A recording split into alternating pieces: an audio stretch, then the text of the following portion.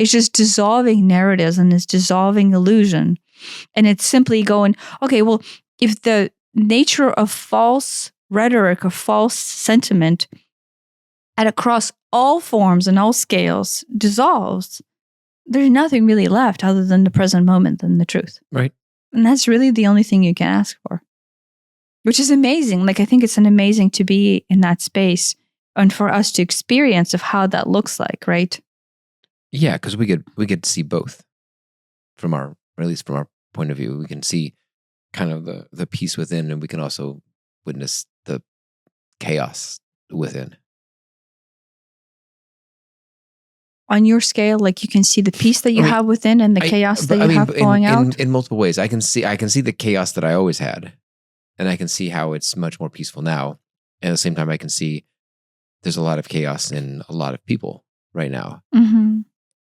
Because I think it's getting to the point where it's you know, people will be forced to kind of choose between you're gonna keep this chaos up because that's gonna kill you, or, you know, do you want to dissolve?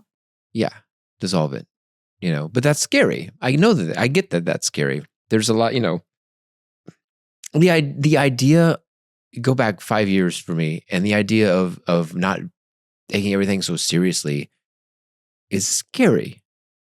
To you know, 2019, 2018, 2015, Elliot, that is scary, because, you know, I'm giving up control, and I'm giving up, you know, what I think is, you know, I have opinions about what is right and what is wrong, and it's, you know, it's all very serious and it's all very important, and now it sounds ridiculous, but I know you have formed that identity. I had formed an identity around it, and it's giving up. Yeah, there it is. It's giving up this identity, which you know, believe is you.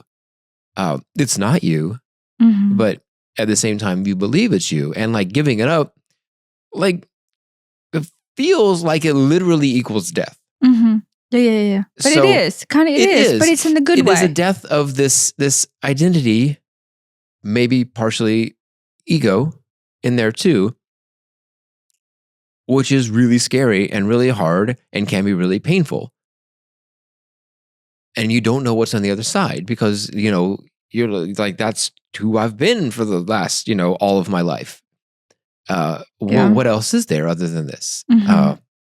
Yeah. And that's what I said, right? Like, there's this underlying sense of panic, not because there's actually something to panic about in real life, but because that panic is an emotional internal panic of like, I don't know who I am anymore. I don't know what the future holds, because if only thing is I've known was point A and I was traveling on the straight highway to point B, then you controlled all aspects on that road. Yep. Right? You had all your luggage, all your baggage that was coming with you, but it was familiar and it was known and it was easy to handle, because guess what? I'm dragging myself and everything I know with me.